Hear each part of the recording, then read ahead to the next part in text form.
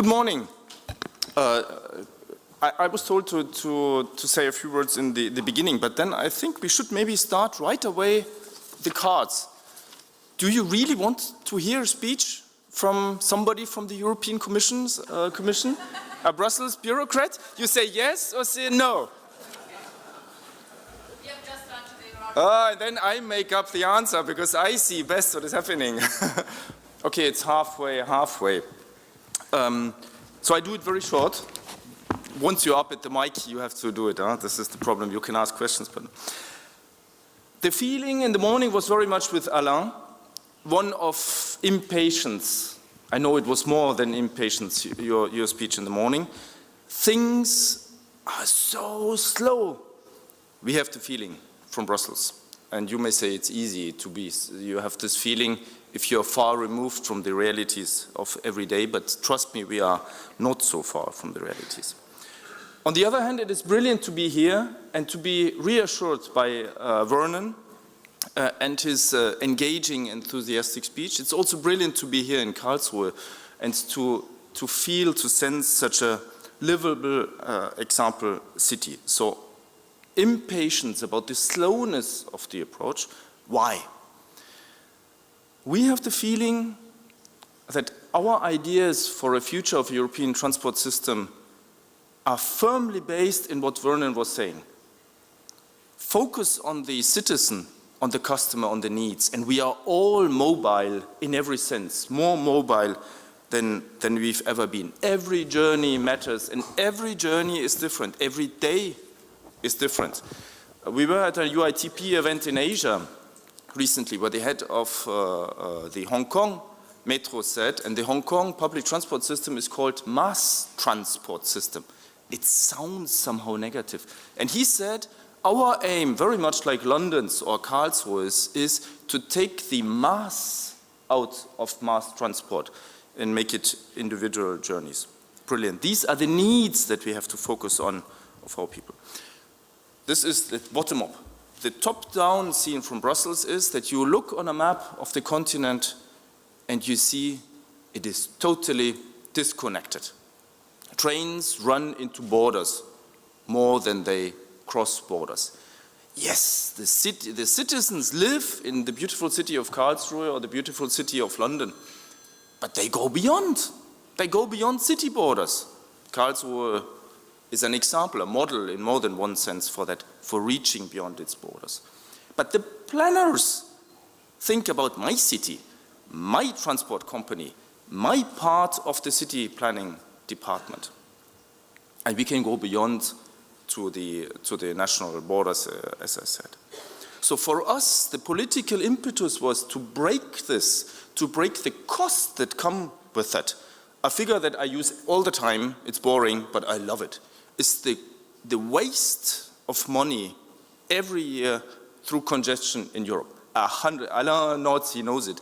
100 billion euros we throw out of the window because of congestion. Do you know how much money we have for transport at the European Union? And we are proud that we have it. We have 26 million for 7 years. 26 billion. And we were fighting for every 10 million bit. And we were cut down. And still it's a big success because it was 8 million in the past 7 years. Euros, every single euro we want to put into modern transport systems in breaking down barriers and borders. 100 billion we waste and throw out of the window every year. I want to reassure you something. This always has to be done. As an EU official, you have to go everywhere and apologize that you are there and that you have things that you want to help advance for the citizens, for the cities. So it's better to get these things clear. While we think that Europe seen from the top needs more joined up effort, we recognize that it is the city level that matters most. This is where most of the people live. Yesterday in the train we met Alain and he said, isn't it curious that the focus of the EU was always on the rural areas, on the CAP, the Common Agricultural Policy, that is in the focus of everything. I don't want to say that it's not important, but it's the cities where our people live. and where the economy grows, and that we need to connect. Otherwise, we will just get congested and stuck down. So, yes, we think the EU seen as a map and as seen from an individual citizen has to join up across borders, across cities, across modes, and across strands of the economy. And we don't do this by forcing solutions, but we need your solutions, your ideas, but we still think it matters to help enable that these things can grow just as London does. So the idea was to put questions to you together with Jarl and the other speakers and see whether you are with us on these topics, on data, on people, on quality, and so on and so on. And please vote with us on this. So far, it's me, Jarl. You take on. It's an experiment. It's not exactly paperless, but let's see what it brings us. See if it works. You hear me? Yeah, very good. Well, first of all, I think we should be more proud of ourselves. I mean, when we look in the mirror, we are more than 500-600 people here meeting just in order to improve our systems, to work together on IT and public transport. And Vernon mentioned the issue of addressing the purpose of our transportation modes, the real purpose of public transport. Why are we doing what we are doing? And really, we shouldn't be afraid of boasting more of our advantages. When we look into what London has achieved, and many other towns have achieved around, even Oslo, we can be proud. We can be very proud. So you put up a question, Vernon. Are we really clever enough in getting our purpose out to the public? Do we ask those questions regularly enough? But you didn't really give any answer or elaborate on it. Are we clever enough in making our message clear on what the purpose is for public transport? Well, I think, Jarl, one of the things, I don't think we always are, actually. It's very easy, particularly in an engineering-based industry, sometimes just to think about things through engineering feats and all of that. And I think one of the things that's really struck me from going and asking our customers what it is that they want is that they really wanted to understand what it was and what it is that we as an organisation offer to them. And that came, frankly, as something as a surprise to us. Isn't it obvious what Transport for London does? Well, actually, to many of our citizens, no. And certainly the role that that we play as an authority in terms of planning ahead for the city's future was certainly not known. And the question was, well, why does any of this matter? Well, it matters because we only exist to serve the people of London, and we only have the resources to improve transport for the people of London through them giving us those resources. So they need to understand what it is that we do and how we spend and reinvest their money in improving their individual journeys. Once you can actually start to explain that to a population, they then become a bit more understanding of why a ticket costs so much, and why it is that sometimes when you're upgrading the whole tube system, the whole London Underground system, that sometimes you have to close the tracks at weekends. So by explaining that purpose, by explaining what it means for the future of the city and of the region, and indeed of the country, many of the services that are run in London, the London Underground in particular, is regarded as being a national asset, not just an asset to London. If you explain all of that to people, you get more support, you get more trust, and you continue to secure the resources to be able to invest to keep improving. Vernon, many things. Can I come in on this and let's use our cards? Do you think in your daily experience at work, for a transport company or a transport-related environment, or as a user every day. Are you taken serious as a customer? Is your company taking the customer serious? Vote yes, yes or no, red or green? Boy, it's quite green, no? It's quite green. But there's patches of reds. We could do better. So the logo, the UITP logo change is a big step ahead, but it is not yet enough.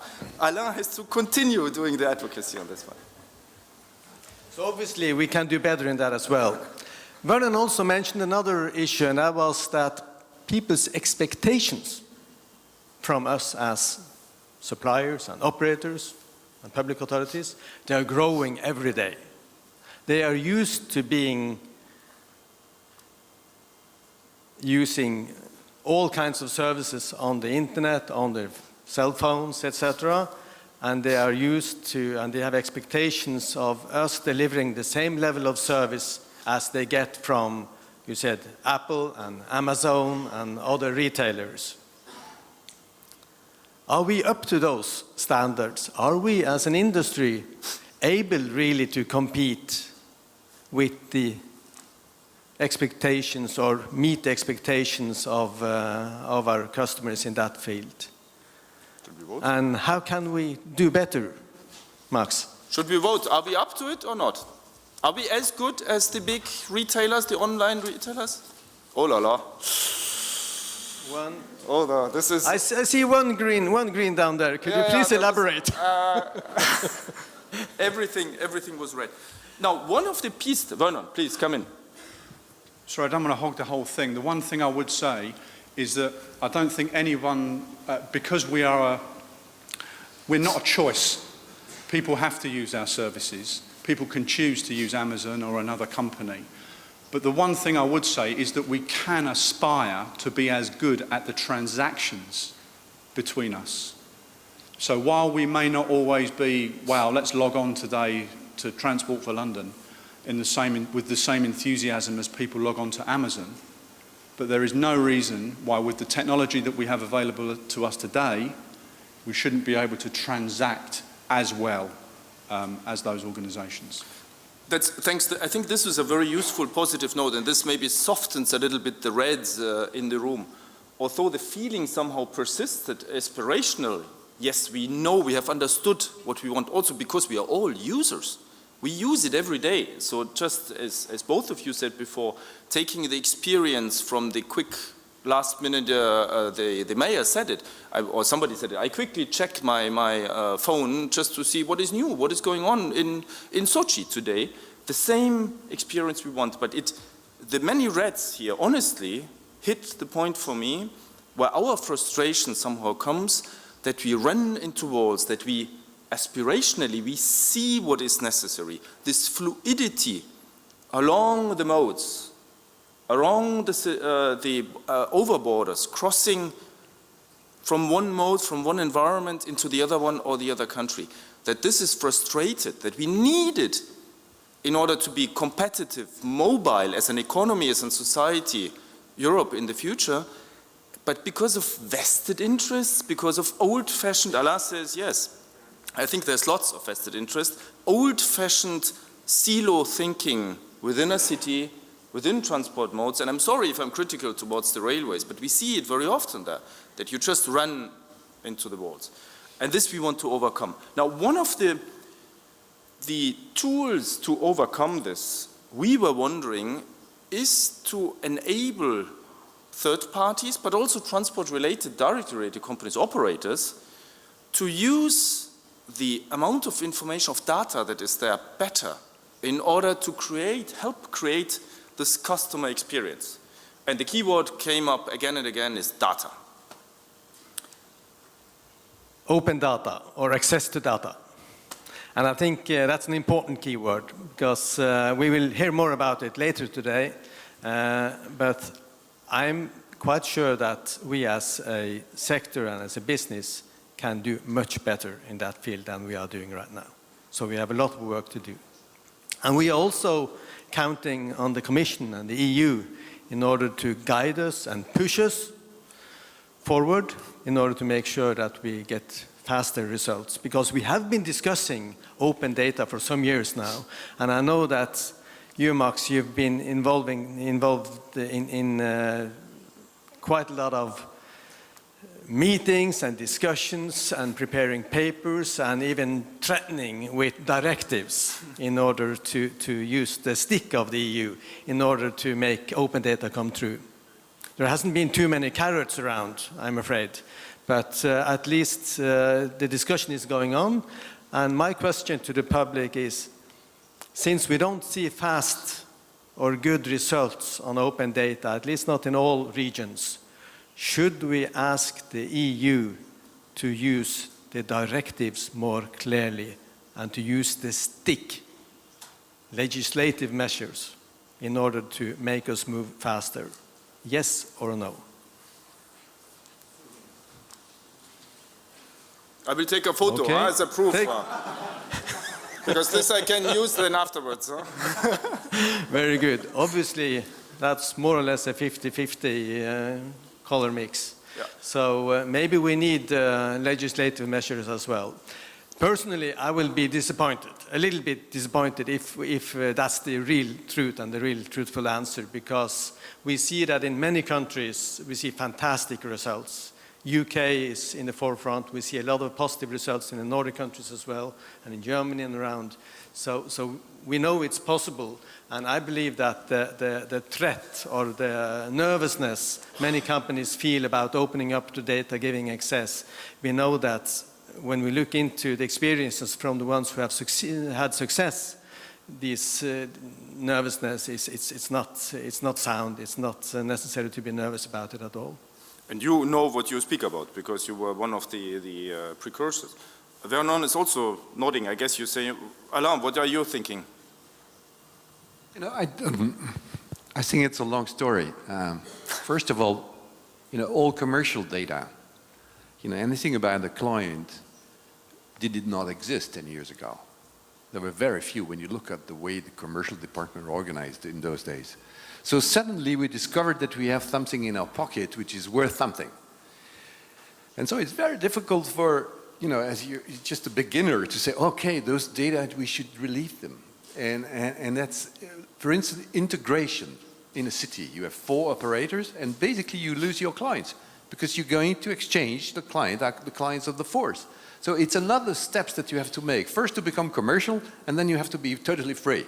So I do understand that there is some resistance. It's the only thing that I want to say. And it will take time, and it's normal to take time for people to say, okay, we understand that those data should be public, because if we made them public, they'd be used to develop apps, they would be used to measure traffic, that would be used to justify new investment, because it's also with those data that the politicians can take the decision. So it's a long process, and we need to be convincing. I think the example of UK is extremely interesting in that respect, but it's a long way, and I do believe in open data, but I think I understand from time to time that it's for the old guys, it's difficult to understand. So but, you know, our business doesn't know what time to market means.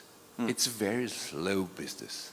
Because politician takes a long time to make decision, and we are surrounded by politicians, because investment is a long time perspective, because, you know, when you buy a train, it takes you 4 or 5 years before having it. You know, all this give a pace to our industry which is much too slow. And if I had it's strange in a place where, like, rail, the ultimate dream of an engineer was to have a high-speed train. But basically it takes years to build high-speed train tracks. So we need to push all the time to go faster and to tell people that it has to go faster, or engineer, or politician, all that. An IT is fast. And that's the conflict between the speed. We are so impatient today. Remember 10 years ago when we had a PC, we just click. From time to take, took a second to have something. Now we want a full picture with music at the second. And then we are complaining about the IT team saying it's not working.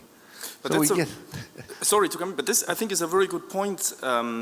This balance between the optimism, the aspirational side, the agreement, I guess, that we need to go there, but also the sort of patience we need to break, not break, but to overcome the resistance and explain the way. But I think it's an interesting side if you speak about the speed of innovation and the cost related to that. The decision to embark on high speed, on new tram systems in a city is massive. The investment risk that you take, it's enormous.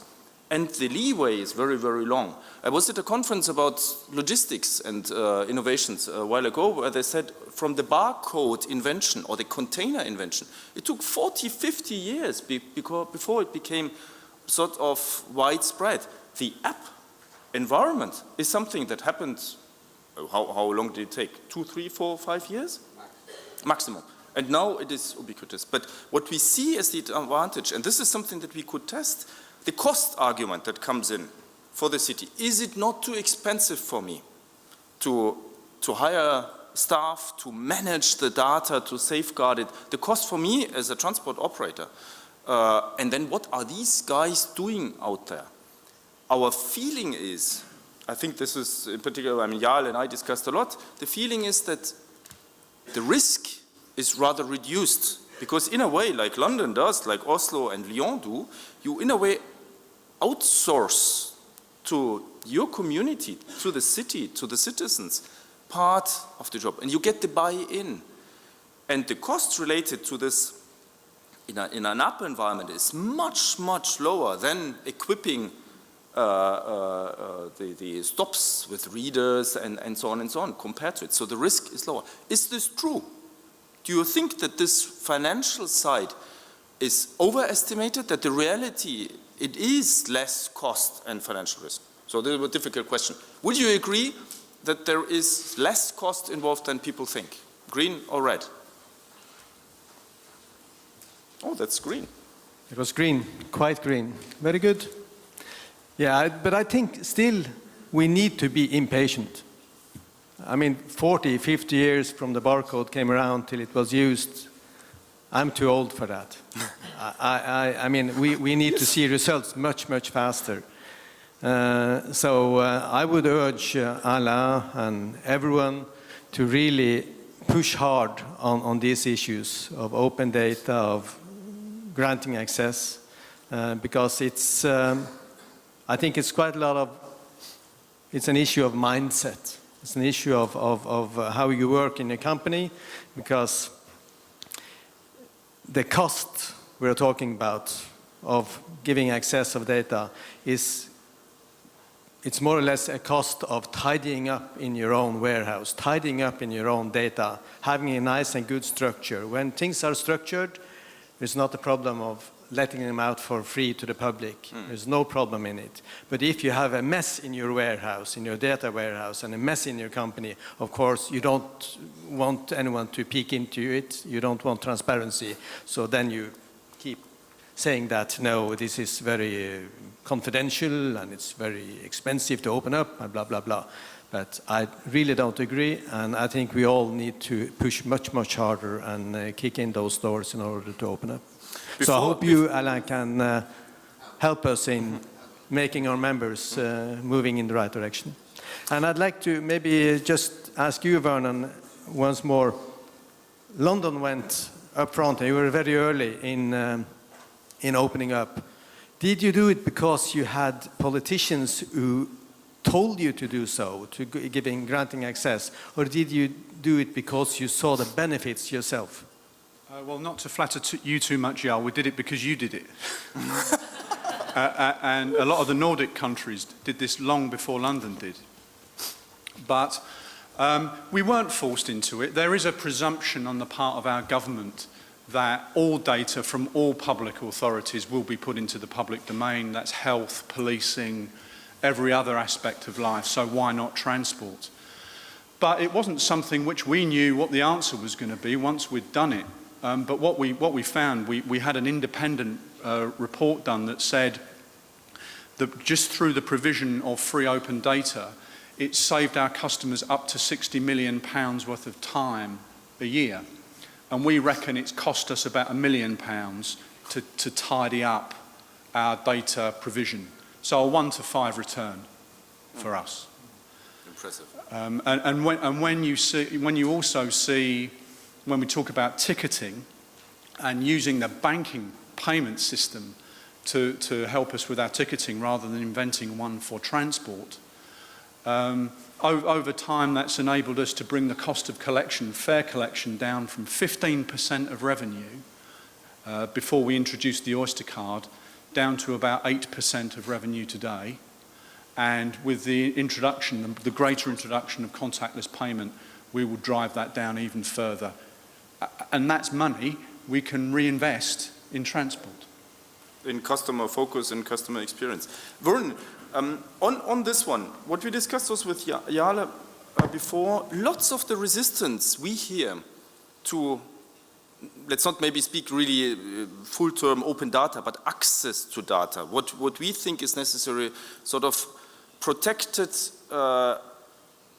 well-designed access to data, but many of these concerns are about misuse, that I give away my data as a company, and it is out there and I can't control it, and it will be misused by somebody. We wonder, is this true?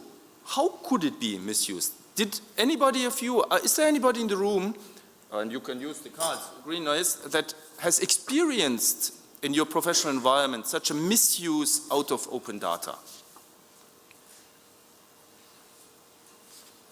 Very few. Very few. There's 2, 3 greens, the rest say no, they have not experienced this. So is this a myth? I think it's a myth. And, you know, first of all, because if data is misused, the products brought to market with false data or wrong data, they will not have success. They will be chosen away by the users themselves. So the problem is solved. The other thing is that if there is a severe misuse, the source of the data owner will always be capable of turning the switch off in technical terms. So for me, this is not a problem. I hear some mumbling and I see some heads. Would you agree with Jarl on this one? Would you agree that if there is a problem, it can be easily overcome and that the problem overall is not so big?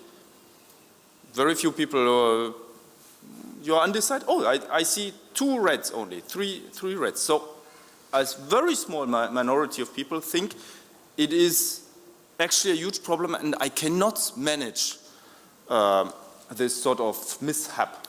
But the large majority thinks it is not so much an issue. So we have to focus maybe on this one. And I remember from, I think it was last time in Karlsruhe when Lyon was presenting their project, and they said they have managed data access conditions that should prevent exactly this happening. And I would personally share very much Jarl's view, saying that something is built with this data. If this is not good enough, I use this app once or twice. It's just like any other booking. You don't agree? Yeah, I totally agree. If it's wrong, you will delete the application. Exactly.